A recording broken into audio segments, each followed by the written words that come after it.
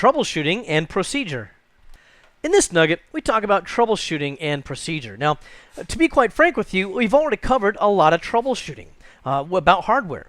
You might say, I don't remember a nugget named that. Well, that's because most of troubleshooting is making sure that something is properly installed and configured in the first place. And if something's wrong with the device or a piece of hardware, very often, if it's a matter of configuration, it wasn't installed or configured right in the first place. So that's the kind of thing that really troubleshooting mostly is just making sure that it was done right the first time. Now, the other part of that is it might be a device that's failing or something outside of that type of a scope is going on. That's when you can address troubleshooting theory, and A+ makes available 6 distinct steps in the troubleshooting theory to make sure that you follow a logical workflow.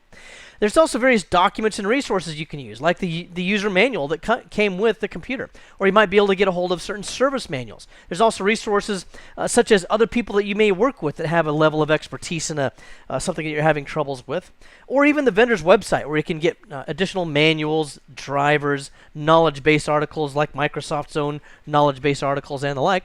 And then there's also preventive maintenance, things that you can do to prevent problems from cropping up. Could have to do something with simply making airflow available to a computer or blowing the dust out, and many other things I'll talk about there. And then we'll talk also about Windows Update. And this is a big part of preventive maintenance because it will help to secure your computer as well as to help it run better in most cases. And then we'll conclude with operational procedure, which has a lot to do with how you handle materials at work, OSHA compliance, a standard operating procedure, and things of this nature. Have you ever had car trouble? I know I certainly have. But if you're like many of us, when something won't work, you have to kind of start troubleshooting it. And it might be something that you need to get fixed right away, if possible. Maybe you went to the grocery store. You bought a whole bunch of groceries and went back out to the car in the parking lot, opened up the back door, threw all the groceries in. Then you jumped into the driver's seat, put the key in the ignition, and you realize it will not turn over. And if you're anything like me, this would only happen in Phoenix in the summer, on a day when it's 110 degrees. And because you can't start the car, you can't get any air conditioning. Wonderful. So then what you do is you reach under the dash, you pop the hood, you go around front, and you try to start jiggling a bunch of wires and things like that, try to make it look like you know what you're doing. At least that's what I do because I'm not that mechanically inclined. Now, many of you, meanwhile, that are mechanically inclined, you're thinking to yourself, oh, I know what it is. The battery could be bad, or one of the cables is loose, or maybe the alternator's, I don't know, broken, or something like that. Like I said, I don't know mechanics that well. Maybe the horn's broken, and that's why it won't start. I don't know. But anyway, after a few moments of that, you jump back in the driver's seat and you put the key back in the ignition again and you try to start it again. Still won't start. And then you look on the dash and you see a doll stuck to the dash. It's one of those little dancing hula dancers. And that's when you realize, this isn't my car. Now, this is probably a good time to point out that never would have happened to me. That I would never do something quite that dumb to get in someone else's car and try to start their car. I'm sure that would mostly never happen to me. Okay, anyway, what I want to get to, though, is there are certain troubleshooting steps that you do take. And CompTIA has a 6-step process, along with some kind of sub-points, so to speak, that they have identified in troubleshooting theory. I have this document for you up on nuggetlab.com. I was going to put this on a whiteboard, but it's way too much text, really. And this is going to identify the problem as the first step. You'll see the rest of the 6 steps as we go on down through. Now, what we have with this is you need to just, first of all, of course, identify it. Just like the car that won't start, you immediately know what the problem is, especially if it's happening to you. Maybe it's your computer and your laptop has a dim screen. Well, many of us will immediately know what that is as well. Probably the laptop's unplugged, or if it's plugged into a power strip, maybe the switch is flipped off or something like that. As a result, the laptop went into a low power state and dimmed the screen.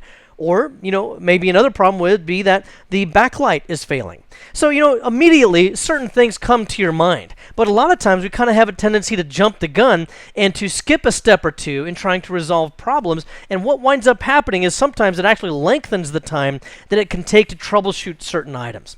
Now, the steps that CompTIA has come up with here are really arranged pretty logically. They're not exactly like what you and I might do in all situations. But I think if you follow these, they will probably still get you to a solution most of the time. Now, the problem with identifying a problem is that if it's just you and me and we're troubleshooting our own computers, we already know what the problem is. But when you're trying to work with a user, they may not be that technical, and very often they're not. And they may not even know how to tell you what's wrong with the computer. Well, I tried to click on the left thingy, and the right thingy wouldn't work, so I double-clicked the thing up at the top, and then everything shut down. Okay, now what? So what in the world is the problem there? So you have to question the user. Now notice, by the way, that doesn't say interrogate the user. A lot of users are already sensitive about calling the help desk, and we'll talk more about customer service later on, but they may already feel kind of embarrassed. But they're not smart enough to figure out how to fix their own computers, and they had to ask somebody else for help. So we don't want to make them feel any dumber than they already are. That probably wasn't the best way to put that. Fortunately, this is recorded video, and I can go back and edit that part out, and you'll never know that I said it. Anyway, you do have to question them, and especially a challenge if they are not technically adept themselves. Now, of course, most of the time the computer will have worked properly at some time in the past. So what you have to do is to identify where in a timeline the problem started to occur. So you'll ask to identify the user changes to the computer. So, for example, maybe the user installed new software. Maybe they added new hardware. Maybe they plugged in a new printer. These sorts of things. Maybe they received an email from an unknown party, and they clicked on the link in the email, and they installed some kind of malware or virus or something. Also, by the way, before you go too much further along, and before you touch the computer and try to troubleshoot anything, be sure you perform a backup of the user data. This is a pretty important A+ exam objective type of an item. Be sure that you do that. Now, for home users, small businesses, things like that, very often you can do that pretty easily, because it may be a relatively small amount of data. For the corporate environment, very often the user's data is not actually even stored on that specific computer. It's usually centrally stored on a file server somewhere, so you're not have to be quite so concerned about that. But do perform a backup if necessary before you make any changes. Also, use some simple solutions here if you can as well, or ask some simple questions. For example, if the user is missing a shortcut or file, as you question the user, ask them if they've checked the recycle bin. Now, they may feel kind of silly because they say, oh, the recycle bin, maybe I deleted it. Well, maybe they did. Sometimes the easy answers really are the answer. You don't want to get too involved with something complicated if an easy solution is really what's going to make it work. Also, ask if there was any new hardware, software, or updates that were recently performed. This is kind of the unholy trinity of things that can make computers go wrong. They're all supposed to contribute to the health of the computer. Very often, though, they will cause problems to occur as well. So see if there's anything recently performed in any of those respects. They may not always be aware of some of these things, like updates. Sometimes that could take place automatically, and the user doesn't even know about it, but you'll have to investigate that later. You can also ask how the PC, laptop, or software is being used. Are they multitasking? Are they multitasking too many applications? Maybe there's two applications that are trying to access the same piece of hardware at the same time, and maybe that's causing a problem. Or maybe two applications are incompatible with one another. So those sorts of things. See if you or the user can replicate the steps that create the problem. I open up application A, then I open up application B, then I try to click on print, and suddenly I get a blue screen. By the way, when you get a blue screen, do try to write down the code. This is kind of a quick tangent. Sometimes there will be a code that appears on the screen. If you see it, do try to write it down. It's not usually very useful for anything, but sometimes you can Google for that exact same code and come up with something useful. Anyway, you can see if you can replicate the same exact steps. You start application A, then application B, and then click on print and see if it happens as well. Now, of course, sometimes you're physically separate from that user's computer, and you're on a helpline somewhere, maybe halfway around the world. So not always something that you can replicate yourself. Hopefully, maybe the user can. Also, ask the user when the computer last worked properly. Okay, just ask them when it worked, and again, that's kind of related to if anything new was done as well. Then again, here we go back to the backup issue. Be sure to back up the data, but I would strongly recommend that you ask for permission and notify the user first. Why? Because with most people, something in their data is personal or private, and they may not like the fact that someone that they don't know, or a stranger, or that creepy-looking A+ fella came into the room with his propeller cap on, and he wants to take all of my data. So you just have to politely ask first, and part of the reason for that is somewhat legal as well. In fact, some organizations, if it's something like a roaming help desk kind of an organization where they'll visit people's homes or small businesses to troubleshoot, they may have a work order with them that when the customer signs that work order saying that they want their computer fixed, that included in the fine print is that the technician may make a backup of their software and that they have the permission to do that. Now, if their CD or DVD drive is working, then you might want to back that all up to a CD or a DVD. That way you can also leave that disk with the user, and you don't have any responsibility for it or any further liabilities with it. Anything that you could potentially put in your pocket and walk out of the house with is something that could potentially incriminate you. So just kind of be careful about that, and I try to make sure that I leave any backups with them. Likewise, if I have to put it on something bigger, like one of my own flash drives, because maybe the DVD is too small, or if it's an external hard drive that I have, I will also make sure that the user observes me deleting that data once the repair is performed and confirmed. But if you want to move a lot of data quickly, I really often prefer a flash drive. Now, many A+ techs have 2 or 3 of these in their toolbox, or in their pocket, or maybe they've got one clipped to their pocket protector or something like this. But we often have a number of these around. One thing to be careful of, though, is that if you copy the user's data to your flash drive, it may include a virus in that user's data, so now you just infected yourself. And then if you take that same flash drive to another customer's home and infect their computer, then you could start to cause a real problem. Although that could also generate a lot of job security. No, just kidding. You don't want to do that. So just make sure that you also regularly scan your own flash drives. But it is, again, one of the fastest ways to back up a small amount of data. When I say small, I mean not corporate size. I mean only a few gigabytes worth of data. Also, when you move on throughout this, once you've identified the problem and you've taken some initial precautions here, then the other thing you can do is to establish a theory of probable cause. And it says here also to question the obvious. Now, this is something that should be obvious, but it's something that we still sometimes will just skip in our haste to try to get to the bottom line and get something fixed. One of the most obvious things you always want to check is to always check the physical, and I've mentioned that before. One of the common cases where you'll see this be an issue, for example, is with power. Is the power turned on in the first place? That's not really completely physical, but you can check to see, for example, if the power cord in the back of the computer is pushed in all the way, or if it's a laptop, if that's pushed in all the way, especially with those little small round connectors, sometimes those work their way loose. So is the power on? Is the monitor plugged in? Okay, that again could be another issue. Maybe the monitor's been moved and someone plopped it on the desk but didn't think it was their responsibility to actually plug in the VGA cable or the power cable. So check those sorts of things. Also with things like monitors, a lot of times those VGA cables have either the annoying little thumb screws that you can use to tighten them onto the video card, or they'll have the tiny little jeweler's screws that you have to have a jeweler's screwdriver to use. Either one, they're both kind of a hassle, so sometimes people just hope that tension will retain the VGA cable to the monitor or to the card, and over time those things just kind of fall off or work their way loose. So just check that kind of thing. Or if you're having trouble with power, are other devices connected to the power strip also on? If they're all off, then it's likely that maybe the power strip switch has also been turned off.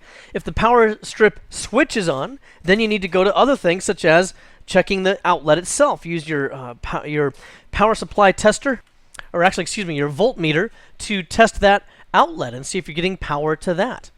So you can see where those things all kind of connect the dots and trying to identify a chain of problems there.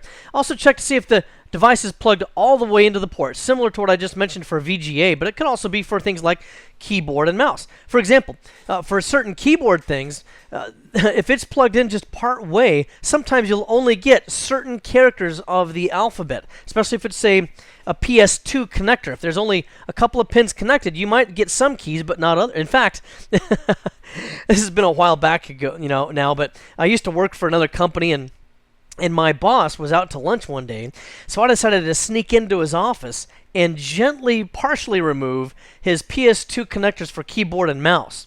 And when he came back from lunch, he spent a great deal of time trying to figure out why he couldn't seem to get the keyboard and mouse to work. He just assumed that they were properly plugged in because they still looked like they were, but they were actually partially out, and that was causing him a problem. Yeah, I know it's kind of a juvenile practical joke, but there's also a good reason why I don't work for that company anymore. Apparently they couldn't take a joke. But once you think you've established your theory of probable cause and come up with an idea of what could be causing the problem, then you want to test the theory to determine the cause. Now sometimes just testing the theory is the fix and you pretty much are done here. Okay, but other times you'll have to take a few more steps. Now, for example, in testing your theory, what if you're not getting any video? Well, then what you might do as a matter of testing the theory is you might replace the video card with a known good one, just to see if it works. It might be an extra video card you have hanging around or something like that. And if the video works, you've successfully determined that the original card was bad, and maybe you can order another one for the user, or maybe they can keep the one you gave them or to test it out with. Okay, then if you're not getting any network connectivity, but the network interface card lights seem to be on, then you might want to use a cable tester to test that cable. If it turns out that it's bad, then you've determined that the cable itself is bad. Now, take a look at another situation. Maybe you've got memory in the computer, but not all the memory properly reports in BIOS. Maybe only 2 out of 4 gigabytes show up. Well, one of the things you might consider there is if you boot from the Windows Vista DVD and choose a repair option, one of the options that you'll see there is that you can test the memory. Maybe it turns out that 2 of the 4 gigabytes show up as bad memory. Well, now you've resolved that. And by the way, these all are examples. Anytime I show you examples here, these are things that I would keep in mind, because they would certainly fall within the exam objectives. Okay, what's another one? Once the theory is confirmed, then you want to determine the next steps to resolve the problem. This is part, like 3A that we have right here. We have a couple of parts to 3. So what you'll want to do then is, with video again, of course, replace it with a compatible video card. If they're using PCI Express now, then you'll want to replace it with a like video card. If they're using AGP, then you'll replace it with an AGP, of course. Cable, replace the cable. Memory, replace the memory. So these seem to be pretty obvious and straightforward, but you do have to follow CompTIA's little steps that they want you to go through there.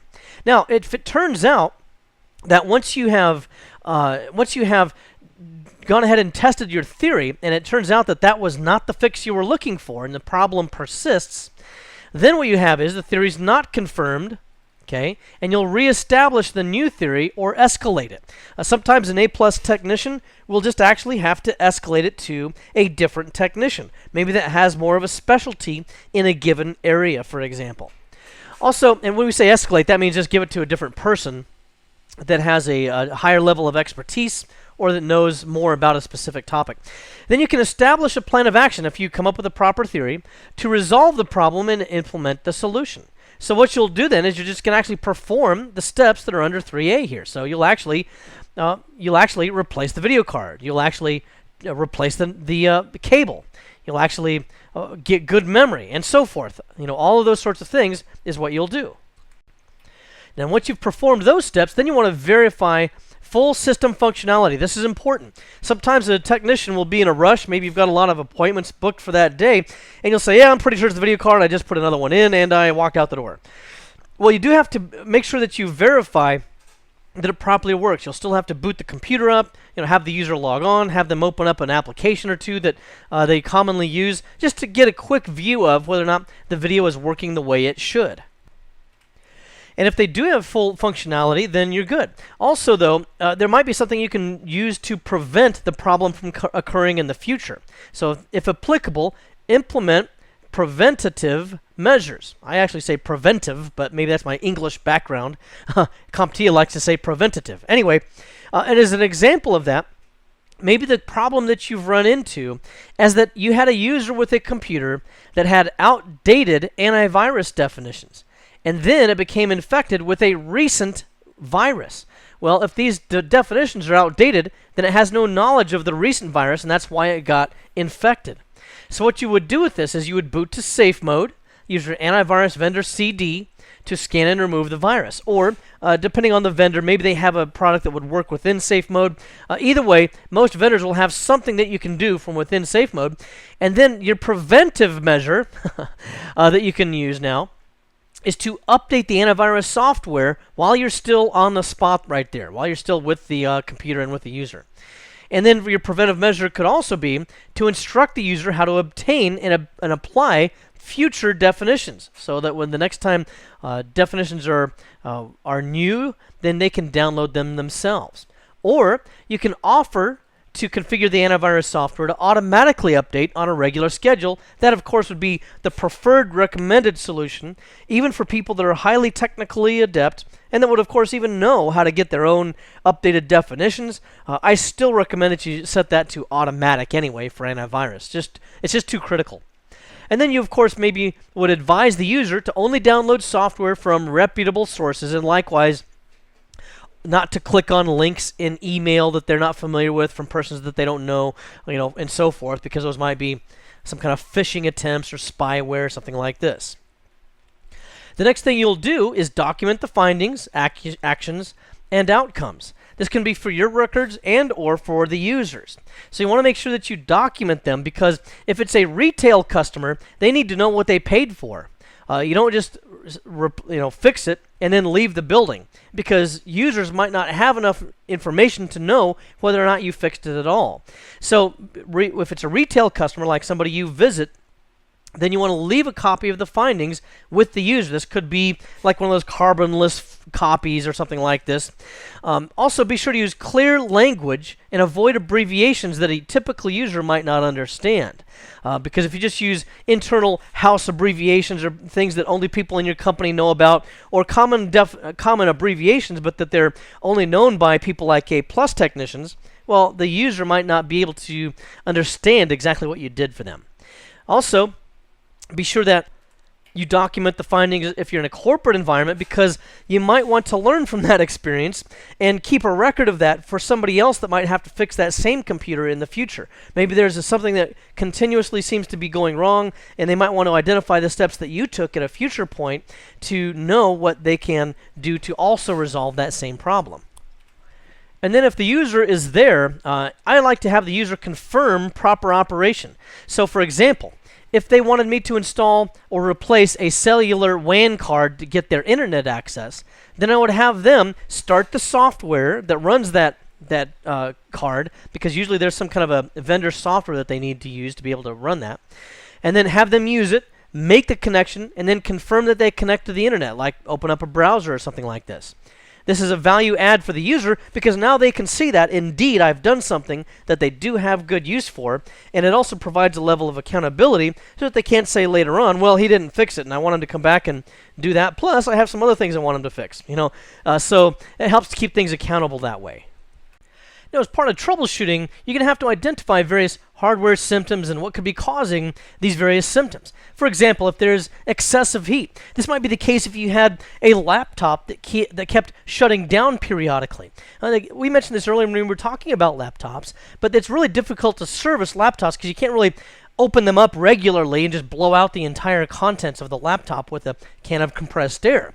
Instead, what you're going to have to do is at least use a small vacuum. I prefer the kind with a little brush on the end to vacuum out the vents. That's pretty much all you can do in terms of clearing out those vents from any kind of dust.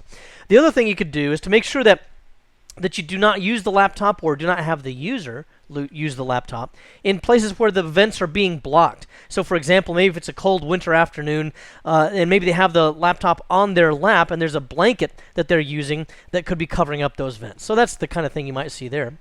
Also, another thing to think about is maybe you have a PC in a copy room for various purposes. Maybe it's a kind of a public kiosk that people can use in that copy room. Well, there's a lot of paper dust in those copy rooms, so that computer could also be necessary to blow it out more often, because it's going to accumulate more dust. Or if you have a small closet of a home theater, or if the person has lots of pets in the home and lots of pets' hair can get into the vents and so forth. All those types of things could cause some excessive heat. You may also notice some noise. Now, particularly, this is going to happen when it comes to things like any moving parts, of course. Fans, if you hear kind of a rattling noise with those, it could be that the bearings are failing on the fans. Also, it could be that wires or some other kind of cables are rubbing up against the fan blades, so make sure that there's nothing rubbing up against them. And if there was, making sure that it has not stripped off any of the insulation on the wires. And if it has, you might just need to repair it with electrical tape.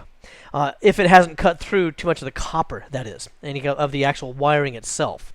Also, you might check to see if the hard drives are making strange noises. A lot of times when they start to fail, they'll make a clicking or a tick-tock kind of a sound. I've also heard some that sound like a kind of a metal scraping noise in there. And I've heard some that sound like they actually have gravel inside of them or something. It's really quite a lot of rattling around that goes on there. So check all those things as well. When it comes to things like odors, you're typically going to smell kind of that burnt electrical type of a smell when there's something that's been either over-voltaged, so too much power has gone to something. In that case, you might need to check the power supply. This would especially be the case if you just replaced a hard drive, and then the very next week you had to go back and replace the hard drive again. If that's the case, be sure you check the power supply to make sure that it's getting the proper voltages to that hard drive, because it might be burning out some of those the chips on the actual controller of that hard drive. You'll also want to look for various types of alerts. Some of the motherboards these days, for example, actually have coded numbers in a little LED that appears on the motherboard when it has a troubleshooting issue that it needs to notify you about. But alerts is pretty broad. That can come up from anything. Could be from the event viewer. There are alerts that appear there. Could be from a pop-up. Could be from something that appears in the BIOS or in the post messages. So lots of alerts. Just pay attention to those various types of items. And then also look for visible damage, especially with something like a laptop. If somebody left a PC card, for example, or a CompTIA card in their laptop, well, they usually stick out a ways, and so if they try to stuff it in their bag and they're in a hurry they're at the airport, they very likely could have damaged that whole slot because they might have jammed into the card that was in the slot. So look for visible damage of that type. And I should also add on here, status. There are status lights that may also give you a clue as to what's going on with something or indicate that there's a problem. And the kinds of devices that you'll see that have status light indicators would be things such as the motherboard itself. If you've got the cover off of the computer, many of them have status lights on the motherboard that will give you different indications of what's going on with it. You have to check the manufacturer's documentation to interpret those, though. The hard disk drive activity light, external drives will also often have a status light of some type, indicating usually power on, and usually there's another one that indicates when the drive is active. Some of the card readers, like compact flash card readers or memory card readers, some flash drives will also have a status light, also again indicating activity to and from that flash drive. Also other things like modems and network interface cards. So all of those things have status lights that you might want to also pay attention to make sure that they are on. If they're not on at all, there could be a power issue with it, or it might not be fully connected, or it might be completely burnt out. Also, as you go through your troubleshooting and everything, you're going to find out that you don't know everything. You find that out real quick. So what you have to do is to identify which kind of documents you might be able to go to and what kind of resources you can use. So one of the things you can check out is the user manual, which in the back very often has a troubleshooting guide. It'll say something like, if this happens, then take these 3 or 4 steps to resolve it. So it kind of has a logic chain that it goes through to help resolve certain issues. Also in the back of the user manual will very often be various error codes that you wouldn't have any understanding of what it means. It might, if you see error code 27, who knows what that means? Well, the user manual might have a list of error codes. You can also check the installation manual to make sure that something's been properly installed in the first place. And if it hasn't been, then you can hopefully go back and resolve that issue as well. Also, if you can get a hold of it, try to get a service manual, particularly for computers that you service often, whether they're laptops or desktops. So, for example, let's say that my company regularly buys a specific make and model of a desktop computer. Well, I might want to get the service manual for that if I can, so that it can show me more detail. The service manual will give you more detail than you can get out of the user manual, and it might especially be useful for laptop computers, because very often taking those things apart, very difficult sometimes to get them back together without a complete documentation of what you did to take it apart in the first place, and segmenting out the little tiny screws and labeling everything or putting them in little tiny trays. But a service manual will very often show exploded diagrams, which can help that. Also, of course, there's always the ever-valuable internet. It seems like I Google just about any kind of error code I ever get, and inevitably, I'll get an answer. Very rarely will I not find something that will at least give me a breadcrumb trail down to the correct solution or get me thinking on the right track to resolve something. Check out training materials as well. I find that this is especially useful for software products, so that they may have a video or something like that about a specific product that's being used, about how to do something like resolve certain viruses or do something that might otherwise be difficult to learn about. And then finally, if you're in an organization where you have more than one technician, you might try escalating problems sometimes. Sometimes you just are at your wit's end, you're not really sure what else to do. Well, you might be able to escalate that to someone who has expertise in that specific area or who has more years of experience in working on a certain issue. Nothing at all wrong with escalation, provided that you just haven't given up too early. The A+ exam objectives also call for us to do preventive maintenance, and this starts very often with physical inspection of hardware. For example, if users are complaining that the printer, the laser printer, continually seems to be jamming all the time, then you might want to do a physical inspection to see if the rollers are misaligned or if something's come loose in there, or if you just need to replace them because they look worn. Well, that would be a physical inspection. And then you can also do updates of firmware, for example, of the BIOS and SCSI cards and those sorts of things. You can also update drivers, which you've talked about at length in the past as well. Generally, go to the vendor's website to see if there's an updated driver. Probably the one that needs to be most frequently updated would be video card drivers. And again, if it's not broken, don't fix it necessarily. So you might only need to update any of these things if you're experiencing troubles for firmware and drivers. Now, when it comes to security, especially for Windows operating systems, I strongly recommend that you always download the updates. Don't just wait until something's broken in that case, because that means that you've had a security compromise.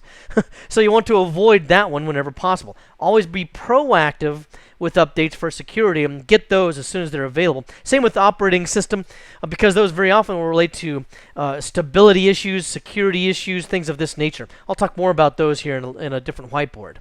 Also, when it comes to uninstalling things, you might need to uninstall an update, for example. So, as an example, if you had Windows XP with Service Pack 2 that you just installed and maybe it caused a problem, how would you uninstall that? Well, there's a file that goes with that Service Pack install that's called sp uninst, as in sp Service Pack uninstall, okay, .exe.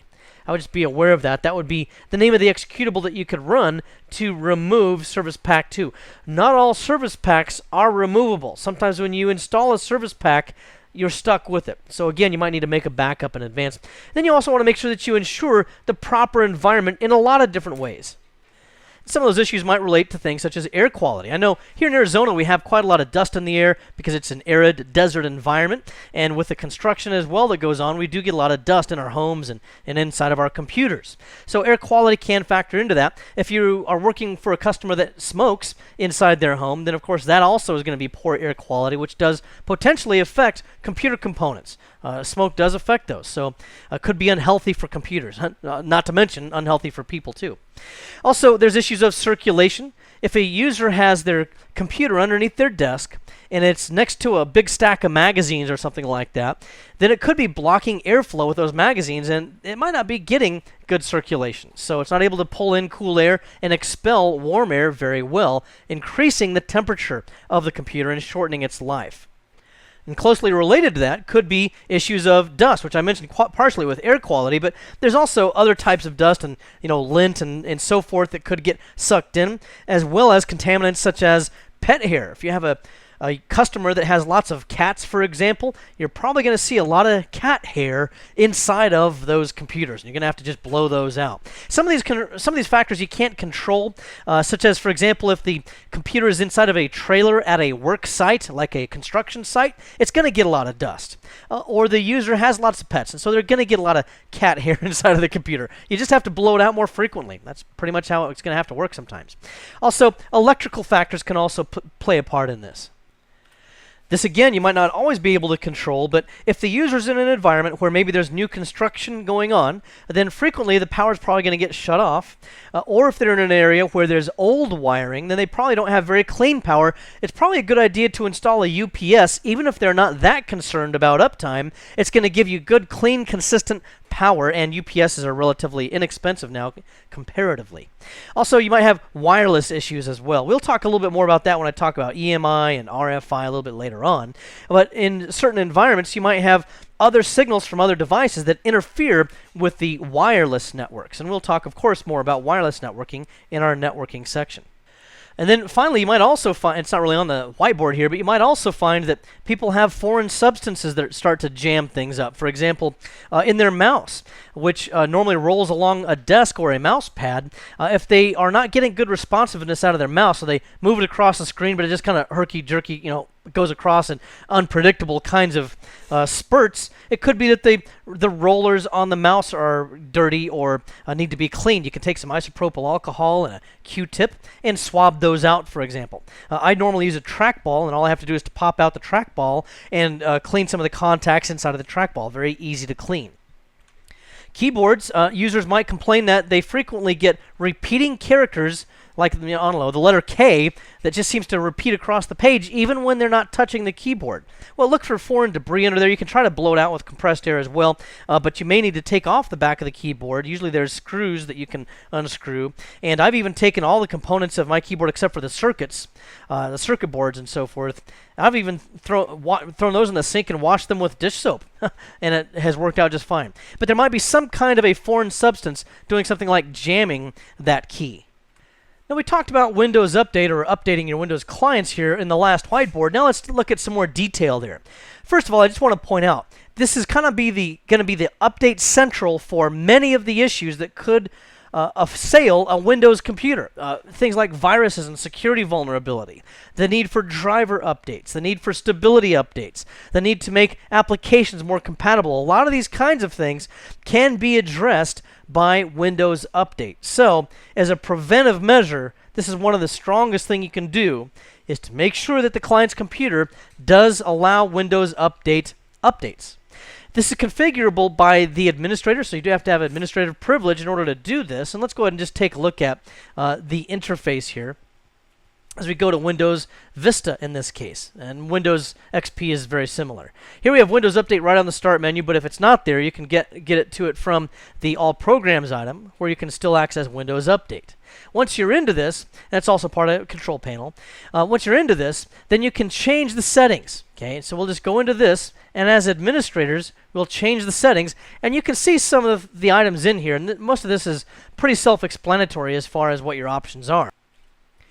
For example, you can specify whether to install updates automatically. That's the recommended method that Microsoft has, because that way the user doesn't accidentally forget about it or just neglect it or not care. Instead, you can have those updates installed automatically, but you can see several other items here as well. The one I would not select would be never check for updates, because that would relieve obvious security and stability problems on the computer. The only reason I would select that one is if I had some other third-party product that also did the updates for me, but Microsoft really does a pretty good job here, so normally I recommend using them. You can also download updates, but let me choose whether to install them. The user will receive a notification down in the notification area that there are new updates available, and if they click it, it'll show them what updates they can install if they elect to do so. And then you can choose check for updates, but let me choose whether to download or install them. Okay, so several options there, as you can see. It'll check for new updates every day at 3 a.m. by default, but you can change that to some other time if you prefer. Doesn't normally matter too much on an individual computer basis. On a corporate level, this might make a little bit more of a difference, but here on an individual basis, it's not that big a deal. You can also, for the recommended updates, give me recommended updates the way same way I receive important updates. Okay, the important updates would be things such as security fixes. Recommended updates might be things that relate more to the overall stability or usability of the system, or maybe a bug fix, that sort of thing. Who can install updates? Well, you can allow all users to install updates. That's normally a fairly safe thing to do, and you don't necessarily have to be an administrator if you select that checkbox. You can also say, give me updates for Microsoft products and check for new optional Microsoft software when I get updates. Okay, that's just kind of a choice there as well. So anyway, this is the kind of thing that you can select from, as well as getting detailed notifications when updates are available, or when new software is available. Again, you can tell by looking at the little shield icon down here, you do have to be an administrator in order to configure all of these options. And then at any time, you can check for updates. Now, I haven't really done a lot of updating on this machine because it's just a virtual machine that I use for testing and for teaching purposes like I'm doing here. But when you check for this, it'll actually go to Microsoft's website, so you do have to be internet connected, and then it should identify for you any of the updates that it has available for you. And I guess it is up to date, so apparently I have downloaded all the available updates for Vista here. But if you want to see what's been updated, whether or not it received an update that you think it might need, it'll identify all those for you here in the history. If you want more detail about any of these, you just double click on them and it will give you that information. And you can also click to web links to get more information about those as well. So those are the options you have there for downloading and installing the updates. And then in the corporation, the updates might be controlled by Windows Server Update Services and a group policy object. That's what these things are down here. These are normally going to be a central location where one or more administrators determines which updates that person wants the entire company to receive. And they make a single decision in a central location, and then all the clients will inherit that, whatever that decision was. So let me show you what I mean by that. Here I've gone to Windows Server Update Services. This is actually what I use within my own environment here. And you can see several different updates that exist here. For example, there's drivers. Here's a critical update. Here's all different kinds of things that are going on. If we decide that we need to get this update and approve it, then I would right-click on this, choose Approve, and then it would be approved for all users who check with this update server. Okay, so I might have just approved this for 1,000 computers, 2,000 computers, who knows how many. Okay, so lots of them. And that's the whole interface here is useful for, is you can centrally approve all of those updates. And then the next thing you would have to do, and again, this is kind of a broad overview, the next thing you would have to do is to configure the group policy management from the organizational level in an Active Directory organizational unit or the domain or some other kind of a scope. And what this would do was it would specify to each one of your client computers where to get its updates. So in other words, when my client computers reads this group policy that is applying to it, it will tell it that you need to get your updates from a computer named DC1. Okay, and it uses the HTTP for this. So it needs to get its updates from that particular computer, and you can see here that I have enabled that policy. So now any computers that are underneath this scope will have that kind of hard-coded in, and there's a lot of other factors, such as whether or not restarts will take place, whether non-administrators can install these updates, and so forth. And that's, I say it might be controlled by WSS and GPO in the corporation. More than likely, it almost always is in corporate environments. Now let's conclude here with 3 whiteboards on operational procedure, and I'll kind of be brief with these because we've addressed some of these in previous nuggets as well, but just as a quick review. EMI, which is electromagnetic interference. That can affect certain things such as data. For example, remember, hard drives themselves are actually magnetic media. It's just that outside magnetism would be very difficult to affect most hard drives. But if it's near a strong magnetic field, it could affect that data. More likely, though, would be a floppy disk and a CRT monitor. CRT monitors have a great deal of EMI, relatively speaking. So if you put your floppy disk on top of it, you could damage or erase some data. Also, and that relates to magnets. I guess I'm kind of going out of order here. Also, check for other things relating to EMI, such as cable runs at the light fixtures. In a lot of organizations, of course, office environments, you'll have fluorescent lights, which have a ballast, which is part of the lighting fixture, and the ballast is very magnetic. It has a lot of EMI being emitted from it. If you take your cable runs and run it right alongside those lights and potentially those ballasts, it could affect the reliable operation of network traffic through those cable runs. So that's the kind of thing you might want to check for. And then RFI, which is radio frequency interference.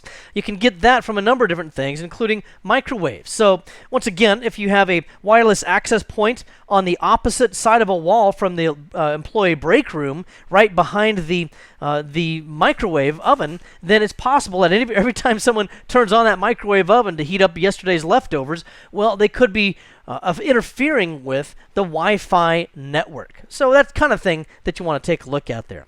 Also, cordless phones, especially the older ones that operated in the 2.4 gigahertz. Well, they often interfered with wireless access points as well. So that's the kind of thing to look out for there for operational procedure.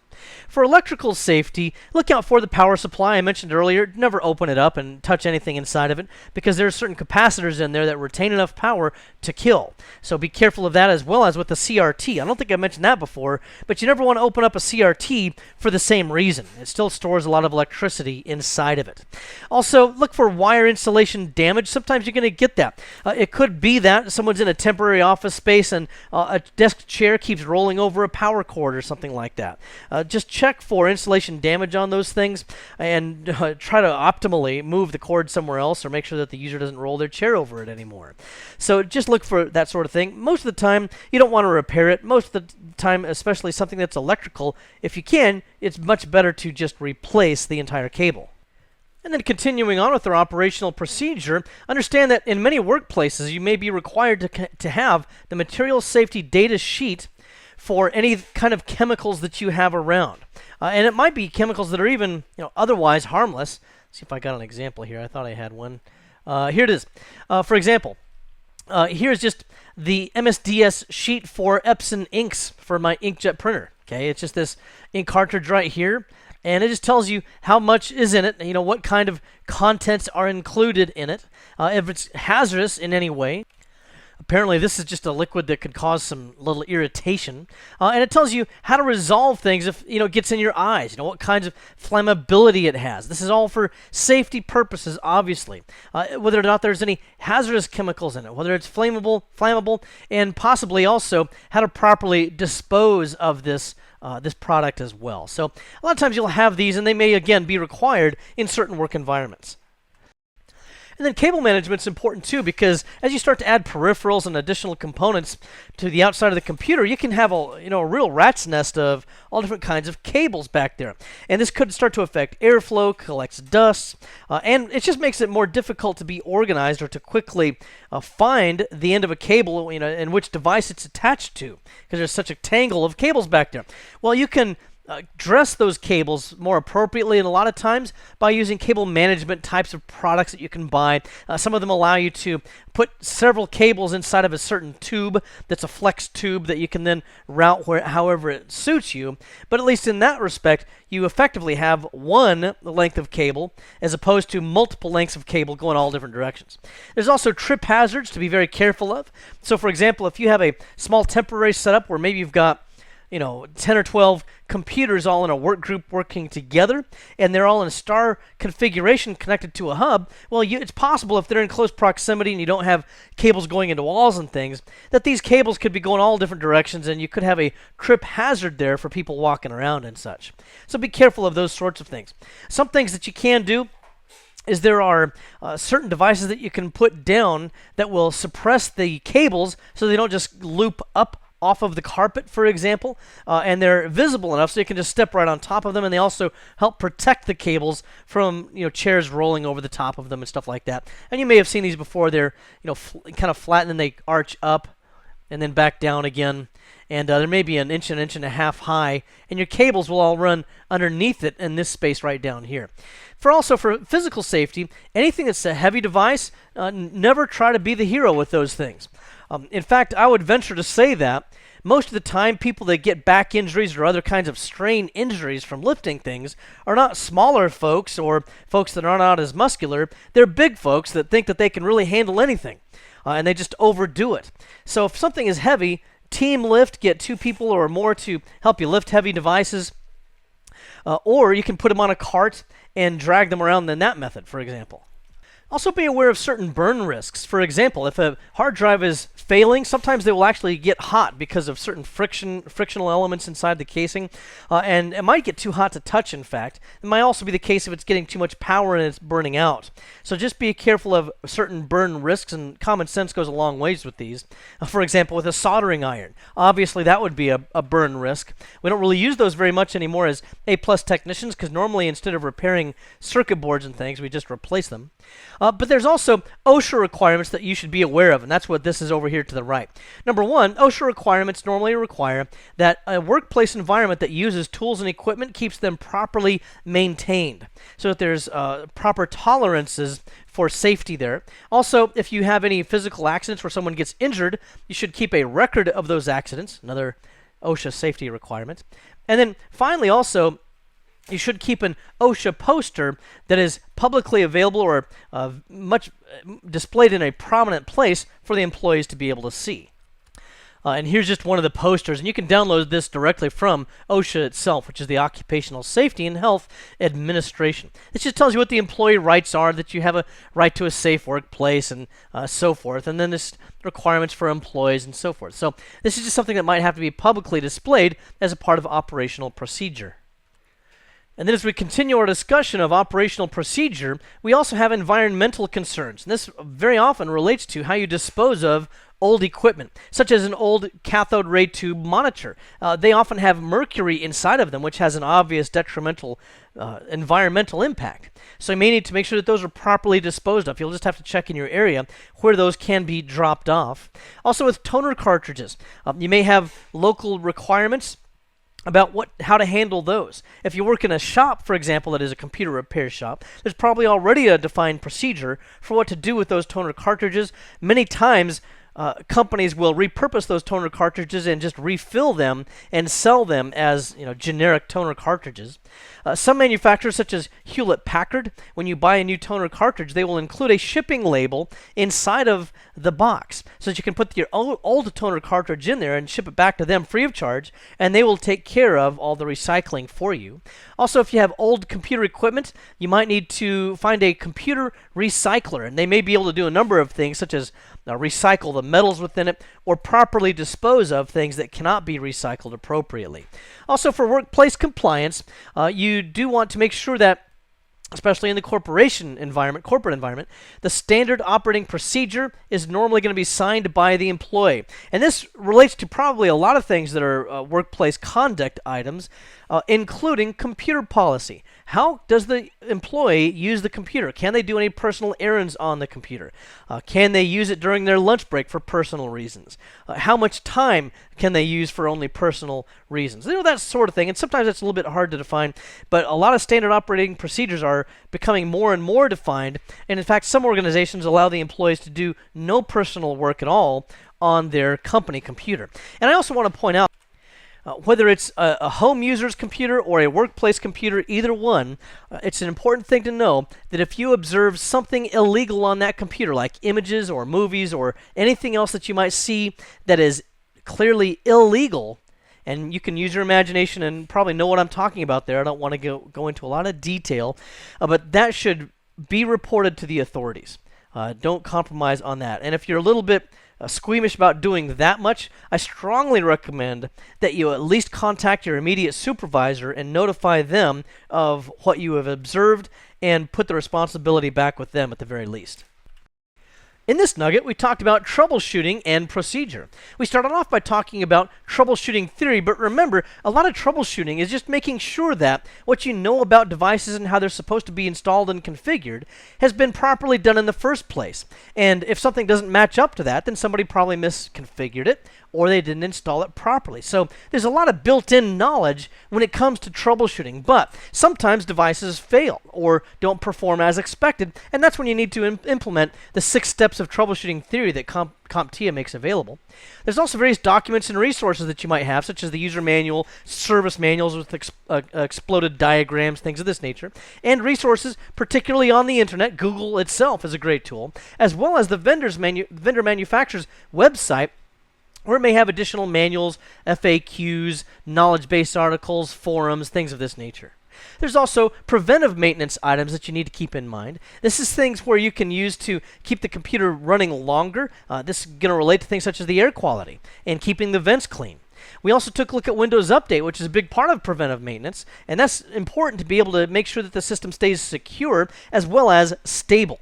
Also, we took a look at operational procedure, which mostly deals with how things are done in the workplace, whether or not you're OSHA compliant, for example, or whether or not people are reading the standard operating procedure of the manual and signing for that. How computer parts are disposed of, and the like. Well, I hope this has been informative for you, and I'd like to thank you for viewing.